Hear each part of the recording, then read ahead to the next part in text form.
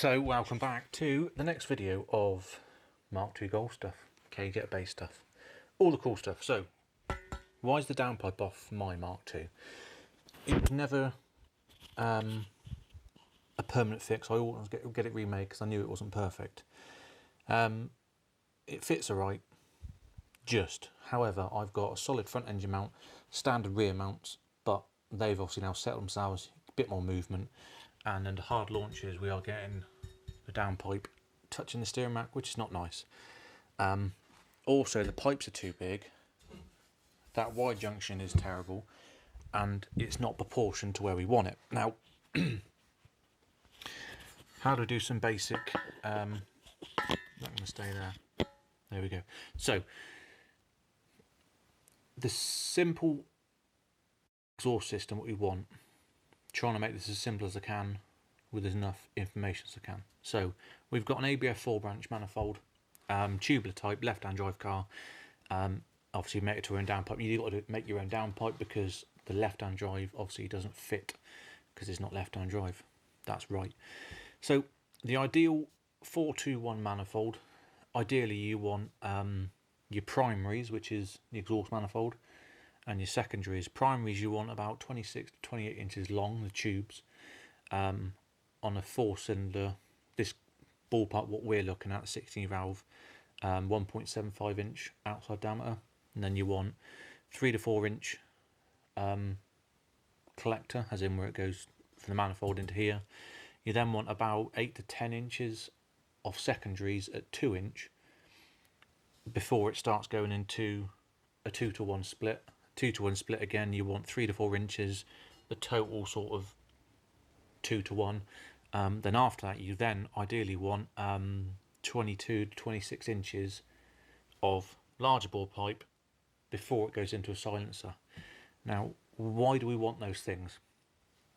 So let's start back at the cylinder head. It's scavenging.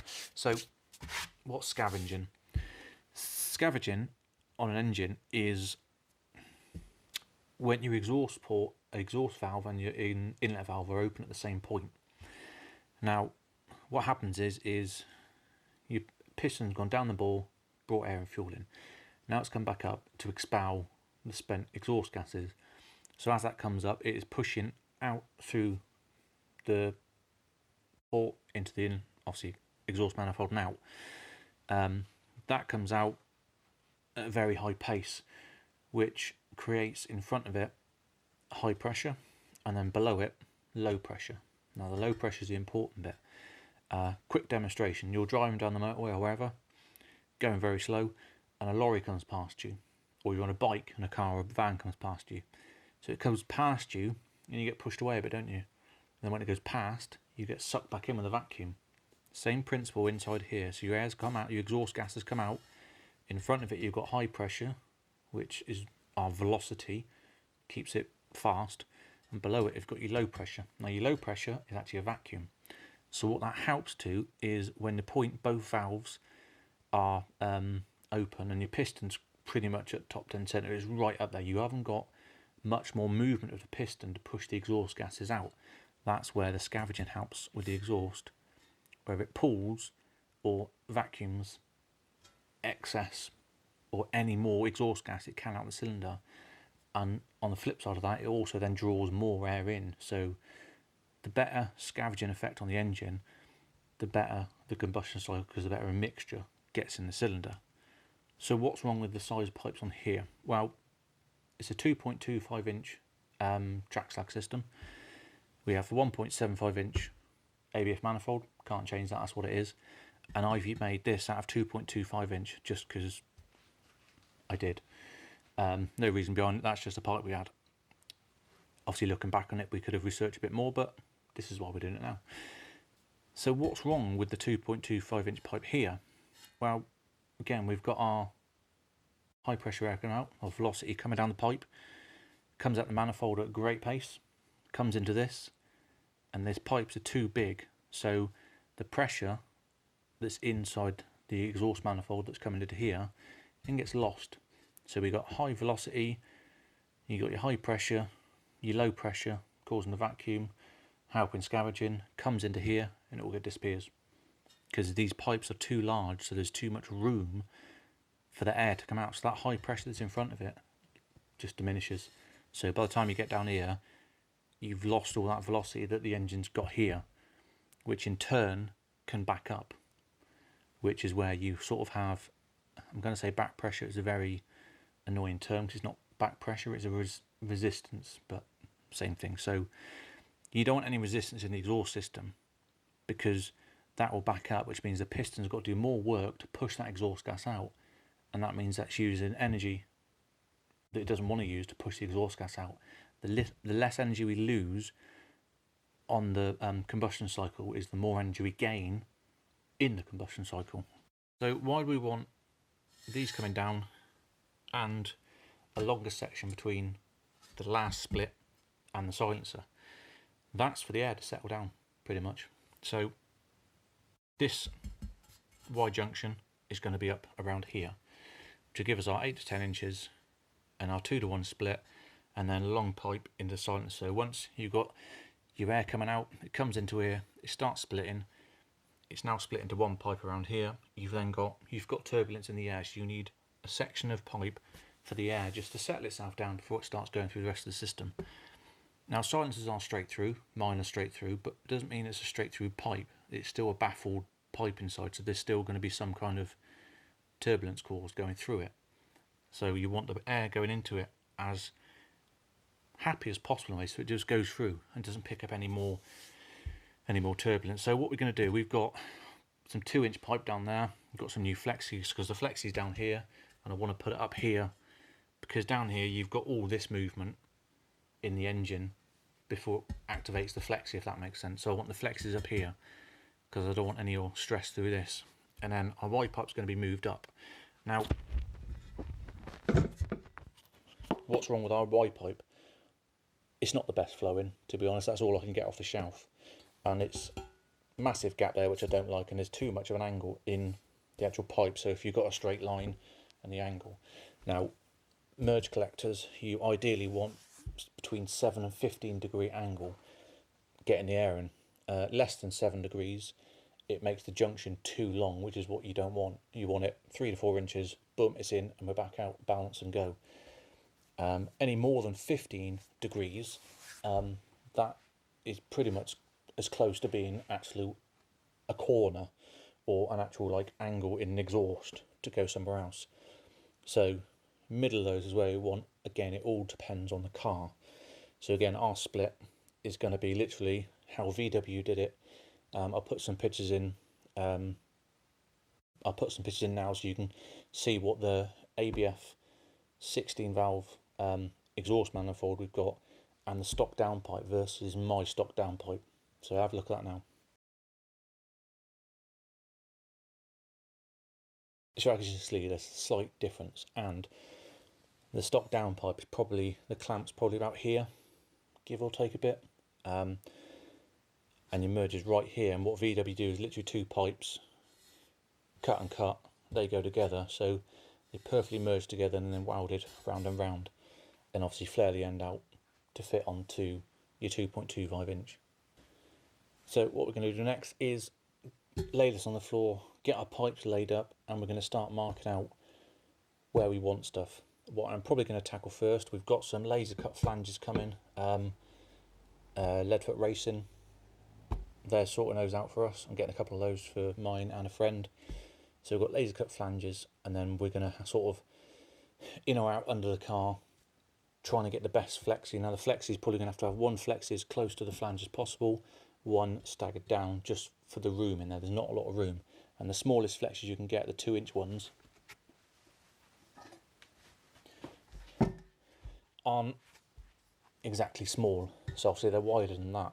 But obviously it's 2-inch internally, so you know you're going to want them staggered, that kind of thing. Obviously in the pipes. For ease of fitment, so that's probably going to be the first port of call, getting a bit of pipe on top of each of these, cut and angled so it sits on there and points in the general direction of where we want to then use our 45 degree, are they 45? Yeah, 45 degree angles. The angles are probably going to go straight off those round there, so it points in the direction we want it, because you want the flexies, and then we're going to have the angles to direct it in the direction we want it, and then as soon as after these angles, that's when it's going to go into its split. So again, we're going to make it all ourselves, because why not? This one is doing its job. It's not leaking anywhere, doesn't look pretty, but it's functional to a point. Obviously we want to improve it. Now why is this going to improve it? Well, again, we're losing that scavenging effect, so we're losing X amount of improved combustion, and as I say before, the more efficient engine is more performance engine, or how else can you say it? More precision equals power. There you go. Precision equals power. So the more precise you can be, the more power the car's going to make.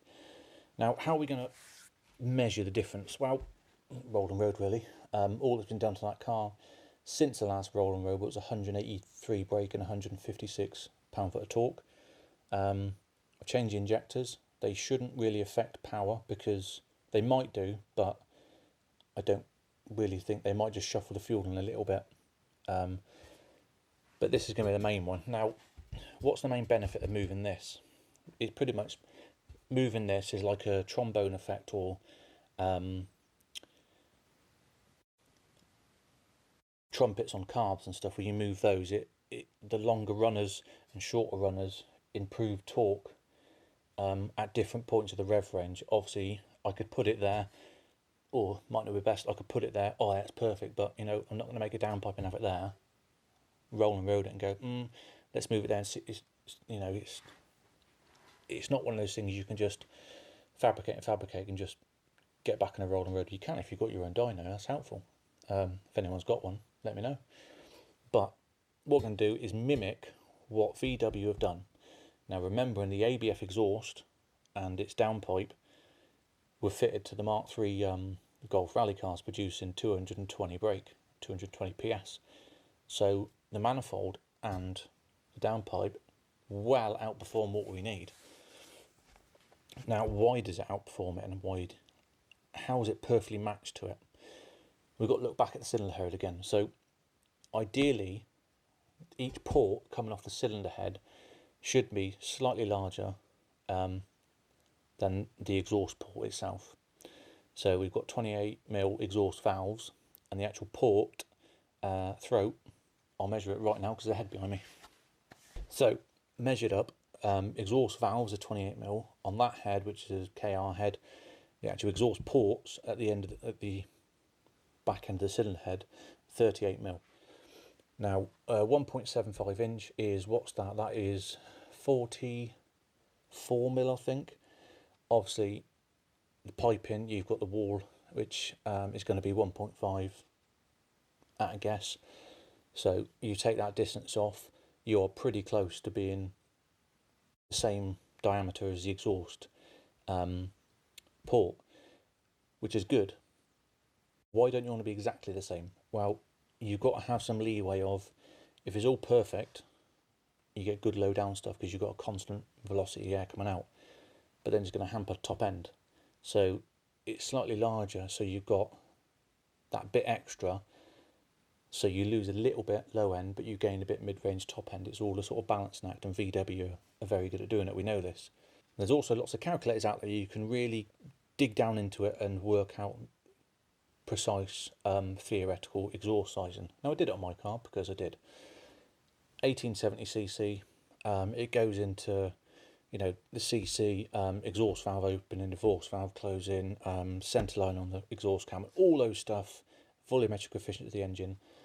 And in my exact engine, all the specs, worked out that my primaries on the manifold, the best they should be, at 7,200 RPM, should be 1.71 inch outside diameter. And that shows you something. So 1.71 inch, obviously that's not a true 2 litre. Now the ABFs are 2 litres, 1984cc. So you've got 1870cc mine versus a 1984cc, and you're 1.71 inch outside versus the ABS 1.75. So just doing that in-depth calculator line corresponds with how good VW have done their research and development on the manifold. So I'm happy with the manifold. I'm not going to change it because I'm not, and it's the best we're going to get. So the manifold's on there, so all we've got to do is adapt this with the best split we can, smaller diameter pipes, move that junction up a longer section into the silencer. Once we've made that, we'll get it running up, make sure it's not blowing, happy days, not knocking, and then we'll revisit the dyno, where we've got Vince at Stealth gives us a good breakdown of, you know, every single set point that the rolling rows measuring on your power torque. So we've got it from the last time, we can get it from the next time. If we make more power, awesome. If we don't, yeah, it's not like it's slow. But the main, it will show you where the torque difference is. So if we change this up here in difference, you should see, I think we're going to see an increase in power from obviously the smaller diameter pipes, and moving this Y junction up to here and the longer section, I think we're going to see the torque come in slightly earlier and peak a bit earlier. But we'll soon see that and prove that. So I've jabbered on enough. This is the exhaust we're going to do. Like I say, you see me first year I made it. I like making things myself. I'm not the best welder, but a bit of a grind down. Could have put some better paint in it, but it hasn't blown, it hasn't cracked, and it's lasted a good distance. So again, we're going to remake this to as close as I can to the stock ABF downpipe, which fits on the car nicely, and then, like I say, we'll get on the rollers and have some more fun with that. So cheers for watching. I know I've jabbered on a bit. It's hard with these because quite a lot of information to try and explain in the best way I can without going too much into fluid dynamics and all the really nitty gritty of airflow. But you know, keep it simple, stupid. We know the ABF manifold works, we know this works. Let's keep it simple. What have VW done? What haven't I done? What do I need to do? Boom, boom, boom. Correct those things, get out rollers, and mainly we'll have an exhaust that doesn't knock on the steering rack, and it might change the exhaust note slightly, and it might give us spawn power and better torque, but we'll soon find out. So cheers for watching, and again, if you want to help support the channel, link in the bottom. You know, there's patrons, there's members. I know I'm happy to give help out one-on-one, all that sort of stuff. If you don't want to help, that's fine, there's no problem. Not forcing them to do it, but the option's there if you like to. Again, like the video, click subscribe, and I'll see you in the next one where this will be cut apart, welded up, and climbing in and out of the car from underneath, making sure it fits good. So cheers for watching. I'll see you in the next one. Bye.